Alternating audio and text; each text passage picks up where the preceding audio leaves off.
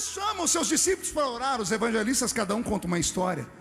Pegando as 4 histórias, nós entendemos que os 12 foram com ele. No meio do caminho, como estava à noite, as ruas não eram iluminadas, eles estão entrando no meio do mato. O que acontece? Um deles se dispersa, que é Judas.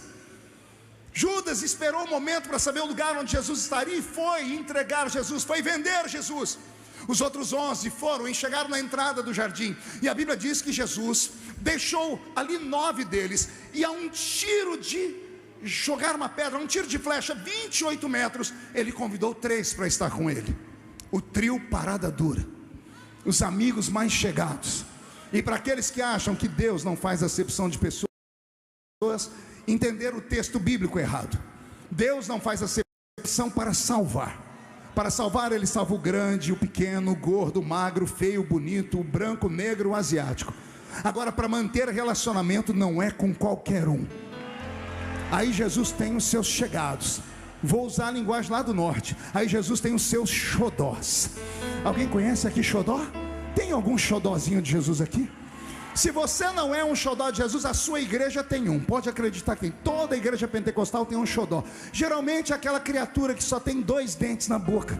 O zagueiro e o atacante. É analfa de pai, beta de mãe. Geralmente vem com um coquezinho na cabeça. Não sabe falar a língua portuguesa. E quando começa a orar, bate os pezinhos no chão assim. Pega na mão da gente e fica...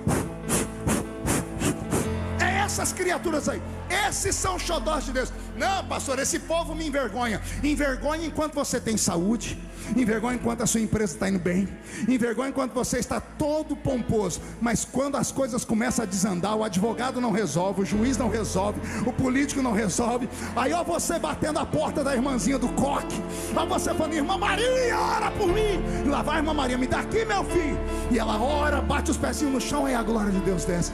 Deus tem os seus xodós. Jesus tinha 3 xodózinhos: Pedro, Tiago e João. Pastor, prova. Eu provo.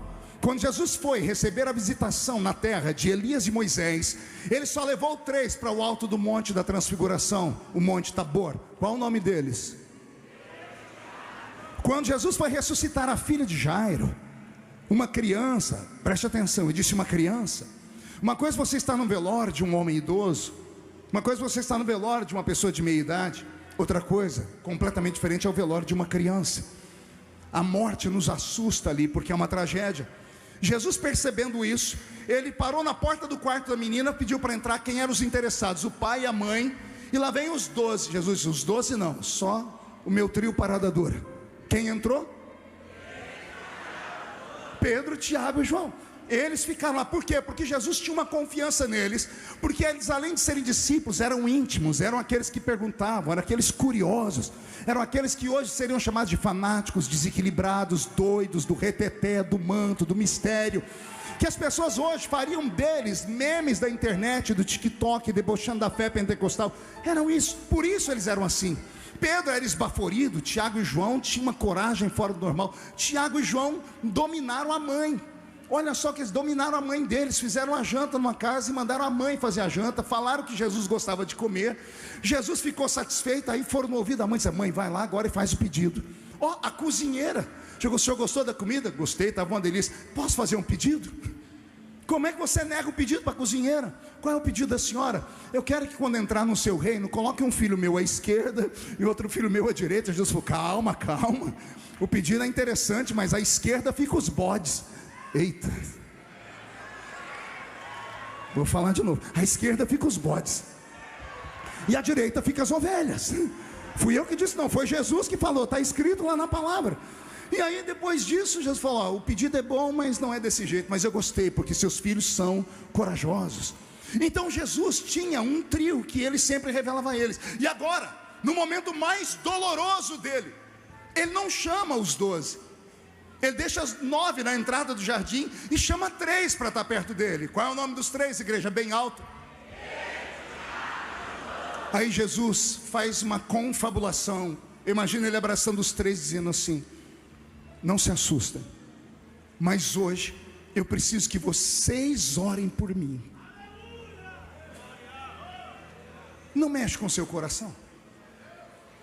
O Deus encarnado, aquele que ouviu a oração de Josué e parou o sol e a lua, o Deus que ouviu a oração de Moisés e soprou no mar, no meio do mar vermelho, e abriu ele uma madrugada inteira, o Deus que simplesmente responde às orações, esse Deus está ali encarnado e está dizendo para 3 criaturas, assim: vocês podem orar por mim? Algum deles deve ter perguntado: qual o problema, mestre? E ele resolve contar: a minha alma está angustiada até a morte. O A é craseado, sentido de para. A minha alma está angustiada para morrer. Eles não entendem o que ele está falando, porque aquele que está pedindo oração quebrou a lei da gravidade, Camille, andou por cima das águas. Aquele que está pedindo oração é aquele que conversou com o vento e com o mar, dizendo: acalma-te, vento, aquieta-te, mar. Aqueles que estão ouvindo Jesus falar que a alma dele está angustiada para morrer, viram ele chegar na beira da tumba do grande amigo dele lá, dizendo: tirai a pedra. E ouviram ele falar com um morto de 4 dias morto: Lázaro, sai para fora. E viram o morto vivo saindo. Eles estão ouvindo ele falar que ele está angustiado para morrer. Eles não estão entendendo. E aí sabe o que eles fazem? Eles dobram o joelho para orar. E aí começa o problema. Pergunte qual? Eles não sabem orar. Eles pediram para Jesus ensinar. E o dia que eles pediram: o Senhor só pode nos ensinar uma oração? Ele disse: vocês não precisam porque eu estou aqui, mas querem aprender a orar? Eu vou ensinar para vocês uma oração. Pai nosso, que estás no céu, santificado seja o seu nome. Venha a nós o seu reino, seja feita a sua vontade, assim na terra como no céu. O pão nosso de cada dia nos dai hoje. Perdoai as nossas ofensas, assim como nós perdoamos a quem nos tem ofendido, e não nos deixes cair em tentação, mas livrai-nos do mal, porque teu é o reino, o poder e a glória para sempre. Na minha didática, 1 minuto, nem isso.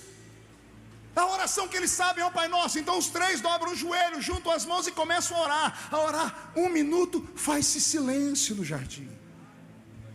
Jesus precisa de intercessão alta. Ele quer que eles gritem, porque na hora da... Quem vai para o monte orar sabe disso. Todo mundo grita, porque aí ninguém presta atenção em ninguém. Quando fica todo mundo em silêncio, todo mundo fica em silêncio também, porque todo mundo tem vergonha. Mas ele queria que eles gritassem, mas eles não puderam. Aí Jesus foi até eles e disse assim: vocês não podem orar comigo? Orem comigo. Não podem orar nenhuma hora, 60 minutos. Eles conseguiram orar 60 segundos. Aí a Bíblia vai dizer, se não me falha a memória, no Evangelho de Lucas, isso me machuca porque eu nunca tinha prestado atenção nisso. A Bíblia diz que os discípulos adormeceram de tristeza. Vou falar para isso entrar no seu coração. Os meus irmãos da Ilha de Páscoa, a Bíblia diz que os discípulos adormeceram de tristeza. Alguém já teve uma noite muito difícil aqui? Você que não levantou a mão, eu oro para você nunca ter. Uma noite daquelas que tudo dói. Quando o seu nome vai para a lata do lixo, quando você é perseguido, quando o seu castelo se desmonta, quando o seu filho adoece, padece, fica de uma forma que ele nunca mais vai andar, ou quando ele morre, quando você perde uma pessoa querida, quando você perde o seu casamento, quando você perde o seu emprego, quando você perde o seu ministério, quando o seu nome começa a ser ventilado com uma calúnia que você não tem controle, a gente perde o sono, a gente perde a fome, a gente perde a sede, a gente fica sorumbático. Hoje a ciência coloca um nome nisso: depressão profunda. O que é depressão profunda? Angústia profunda, angústia na alma, angústia no espírito.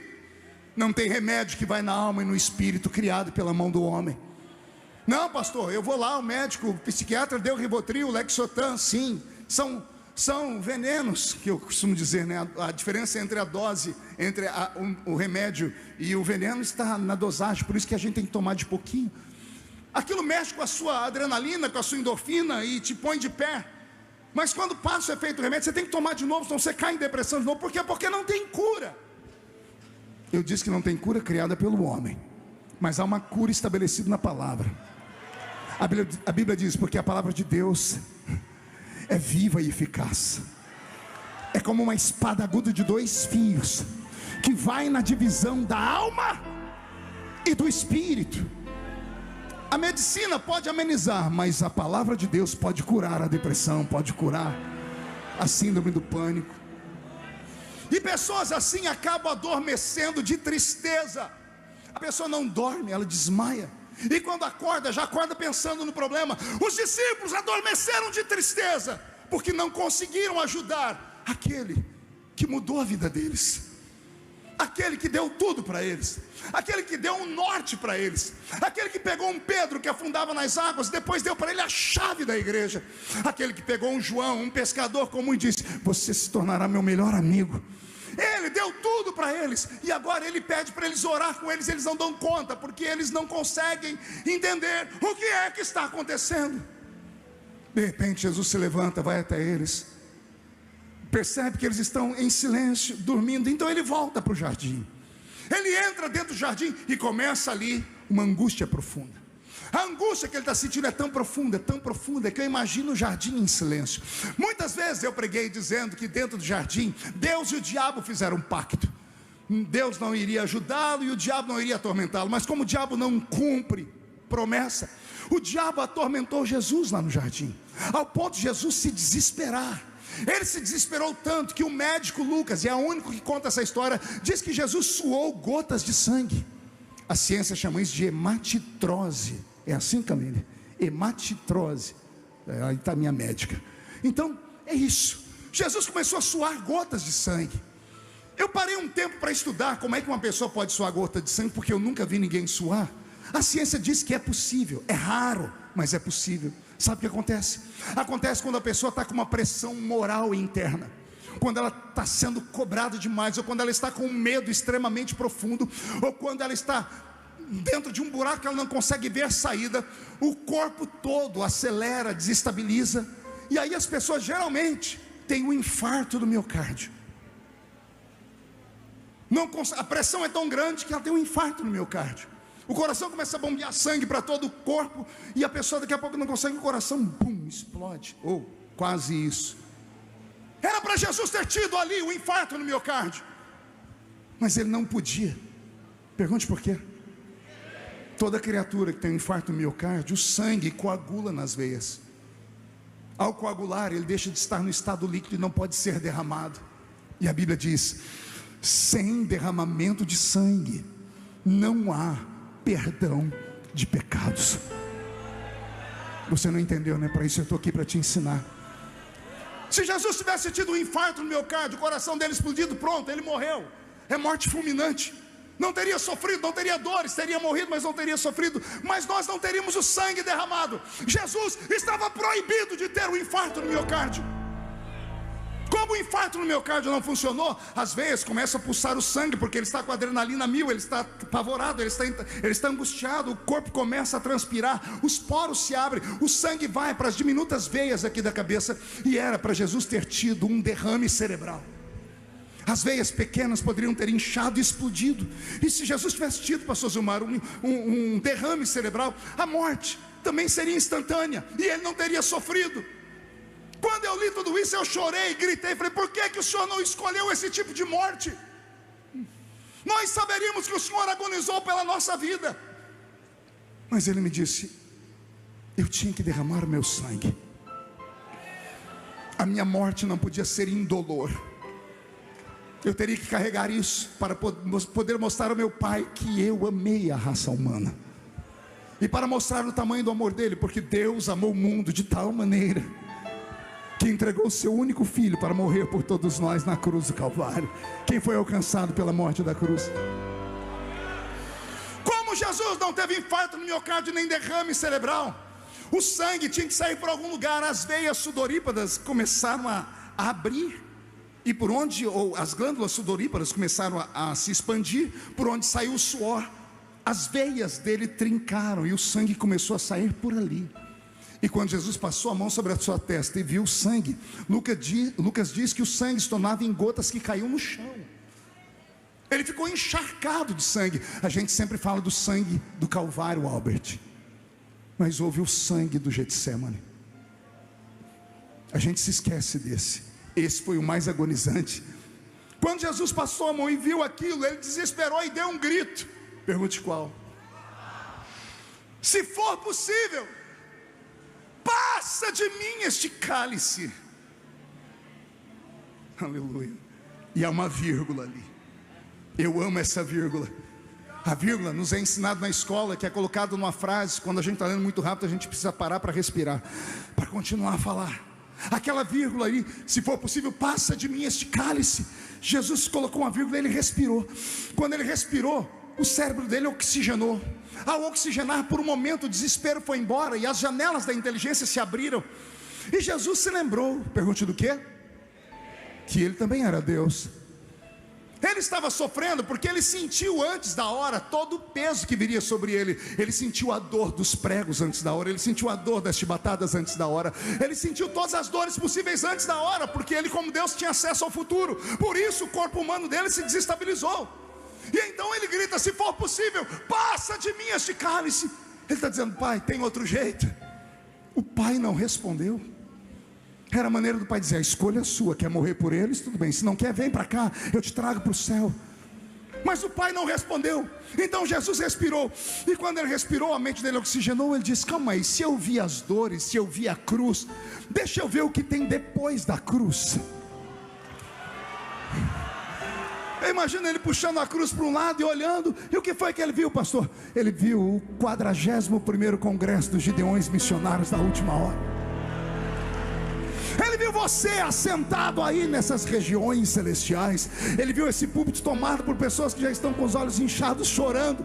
Ele viu esse pregador pregando e lembrou que eu era só um cortador de cana de açúcar. Disse: não, hoje a dor é grande, mas vai valer a pena. Vai valer a pena. E quando ele viu a obra da salvação completa, o medo foi embora, a agonia a princípio foi embora, a angústia foi embora. Ele se colocou de pé e foi até os discípulos e acordou eles. Quando acordou eles, eles vão pedir desculpa. Desculpa, a gente dormiu. Jesus dizendo: fique em paz. O espírito, a carne é fraca, mas o espírito está forte agora. Vou falar de novo: a carne fraquejou ali dentro, eu quase tombei ali dentro, mas o que eu vi, é preciso acelerar o processo. Eu não fujo da cruz, me tragam ela, me tragam ela.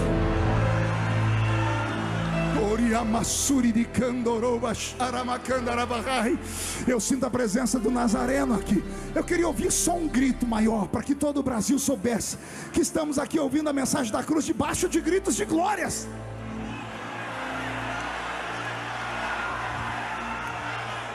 Sente. Aleluia. Continuamos o flagelo.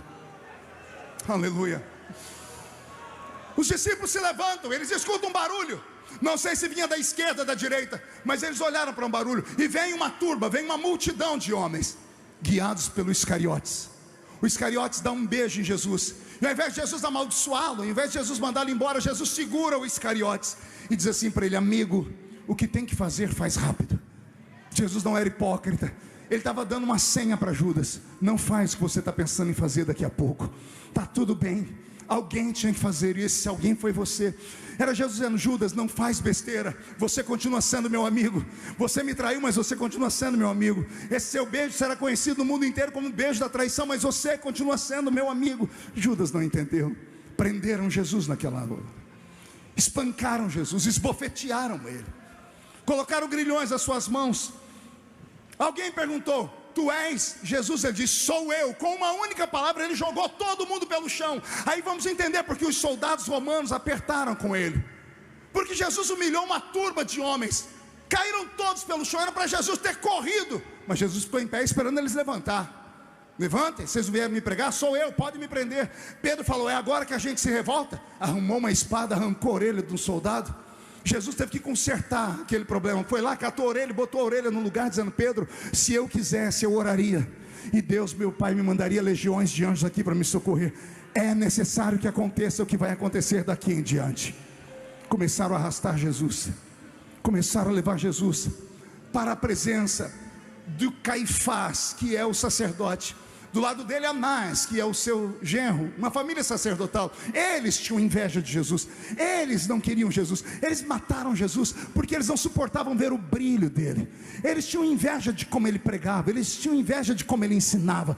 Eles tinham inveja de que Jesus era santo. Eles tinham inveja das curas que ele fazia. Eles tinham inveja dele ter poder de ressuscitar os mortos. Eles tinham a letra, mas não tinham espírito. Jesus tinha a letra e tinha um espírito. Então nós temos que acabar com esse homem. Então prenderam Jesus naquela noite. Jesus foi julgado em uma madrugada, um julgamento injusto. Como ele foi julgado ali pelo Sinédrio, pelo julgamento dos judeus, levaram ele até o pretório, a casa de Pôncio Pilatos. E Pôncio Pilatos ouviu o que eles estavam falando e falou: não, mas isso aí não é crime para eu resolver. E alguém disse: mas esse homem está dizendo para todo mundo que ele é rei. Se ele é rei, ele é contra César. Se ele é contra César, você tem que fazer alguma coisa. Pilatos faz uma sabatina com Jesus e diz assim: olha, eu não encontrei nenhum erro nele. Eu não vou colocar a mão nesse homem. Mandem ele para Herodes. Ele encontrou uma brecha na lei e mandou para Herodes. Herodes ficou apaixonado, dizendo: é aquele que faz milagres. Traz ele, porque há muito tempo eu quero conhecer ele. E aí Jesus chegou diante de Herodes. Herodes disse: como é que você ressuscita alguém? E Jesus não responde. Como é que você levanta paralítico? E Jesus não responde. Como é que você faz isso, aquilo? E Jesus não responde. Alguém vem e esbofeteia a cara do meu Cristo. Bate em Jesus com toda a força. Ele está te perguntando, responde. E Jesus fica em silêncio. Não era tempo mais de fazer milagres. Não era tempo mais de fazer sinais. Era chegada a hora do suplício. Herodes devolve Jesus para Pilatos. Pilatos está com aquele abacaxi na mão e não sabe o que fazer.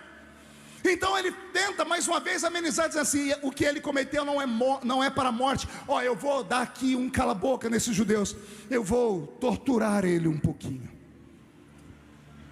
Pegaram Jesus, tiraram a sua roupa, amarraram ele em um mastro chamado de estips. Amarraram as suas mãos por cima da cabeça e pegaram um chicote chamado flagrum, também conhecido como azorrague, algo parecido com isso aqui. Olha. Isso aqui é um tipo de flagro. Tiras de couro e nas pontas limbalha de ferro, ossos de carneiro.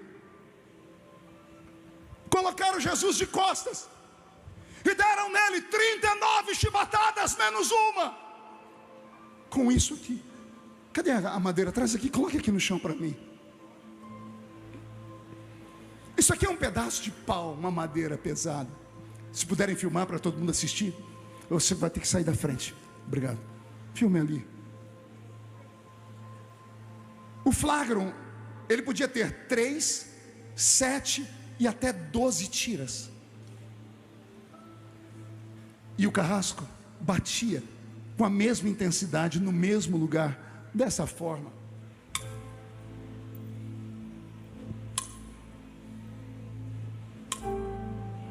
Mostre o que acontece com a madeira. Chegue bem perto, mostre. A madeira é rasgada. Imagine um corpo de um homem. Para aqueles que traem Jesus com uma fé pequena, com uma fé picareta, para aqueles que usam o nome de Jesus para se locupletar e ficar rico, para aqueles que usam o nome de Jesus para criar uma seita fanática, para aqueles que usam o nome de Jesus até para tentar justificar a porcaria do comunismo, eu mando um recado: o nome do meu Cristo não é osso para ficar na boca de cachorro.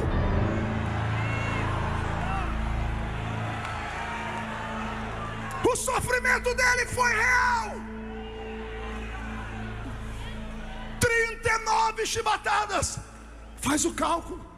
Se fosse 3, se fosse 7, ou se fosse 12, entre 300 e 400 cortes, Marcelo, nas costas. Quando eu estive em Israel, eu fui até o lugar onde foi o pretório. Tem lá um símbolo. E aí alguém que estava conosco disseram assim: o senhor conhece a lenda da 11ª chibatada? Eu disse: me conta. Havia entre os soldados romanos, que eram sádicos, uma história. Eles criaram esse chicote, o flagrum ou o azorrague, só para bater em judeus. Porque desde que os judeus foram curados da idolatria, depois que voltaram do cativeiro dos 70 anos em Babilônia, o judeu nunca mais se curvou diante de ninguém. Eles só se curvam diante de Yahvé. só se curvam diante de Jeová, só se curvam diante de Iau, ou como as pessoas o chamam. Então eles não se curvam. Então os romanos tomaram Israel e começavam a bater neles com chicote, e os judeus aguentavam firmes.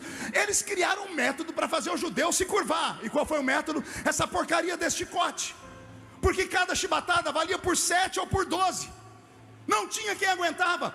Aí a 10ª chibatada fazia o corpo esmorecer. Se fosse 7, 7 vezes 12, multiplique aí. Se fosse 12, 12 vezes 10, veja quando dava 120 cortes nas costas, ou 70 cortes nas costas, tudo perto do pulmão, perto do fígado, perto do rim. Ele não aguentava, ninguém aguentava. Aí o judeu esmorecia, e ao esmorecer ele pendia. Ao pender, a 11ª chibatada não pegava nas costas, pegava no ombro, pegava no pescoço, pegava no rosto.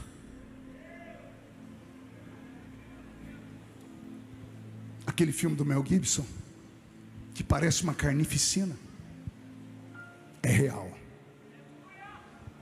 Foi aquilo que fizeram com Jesus. Torturaram ele, mas em a parte que a minha mente humana não consegue compreender. Pergunte qual? A Bíblia diz: e ele não abriu a sua boca.